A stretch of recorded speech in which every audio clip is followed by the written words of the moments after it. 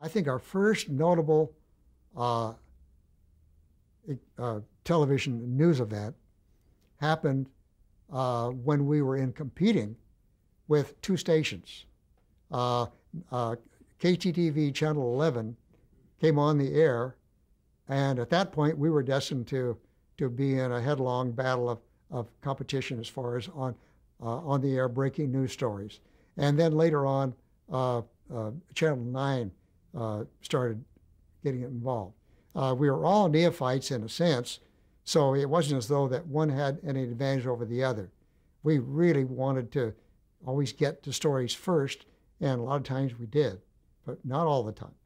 But this one day, we got the news that a little girl by the name of Kathy Fiscus was playing in a lot near her home in San Marino.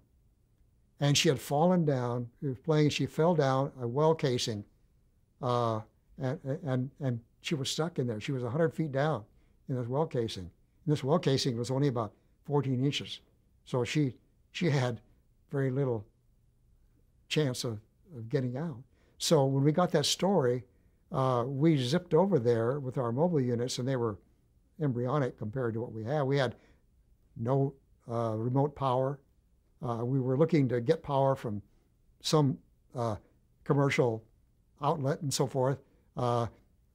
We got there and found out there was none to be had. This is a big vacant lot. And we found when we got there that KTTV had arrived a few minutes before we did.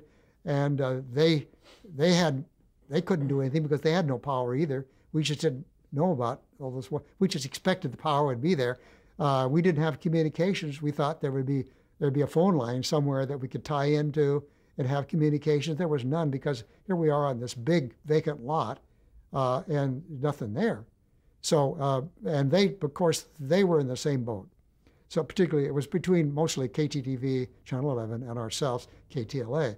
Well, we set up our cameras and we were wondering how we're going to get power. We're going to call and get Edison over there and so on to give us power. All of a sudden, out of nowhere, I think God intervened, and a man came up and he said, I see you have a problem with the power there. He said, I own a generator. I live just about a block away down the street on a trailer. Could you use that? Well, of course we could use it, and you can imagine what my answer was. And within about 10, 15 minutes, our equipment was warming up with his power, and but we still had no communications. So all of a sudden the light came on, and we put a sign in front of one of our cameras. We knew that the people at Mount Wilson were looking for our signal. That was way up there, 25 miles away, but we knew they'd be looking for us. We had our microwave dish up on top of one of our trucks and was pointing up, or we was pretty sure it was Mount Wilson. So we put a little sign in front of that camera, and it read, "If you see this, put us on the air." And lo and behold, they put us on the air. They put us on the air from the mountain and the transmitter, not going through the studio, and to get us on the air first. And we got on the air first by a long shot. Channel 11, I don't think, was on for another hour or so, and 9 was way behind that. So we spent the next 27 and a half hours covering that story.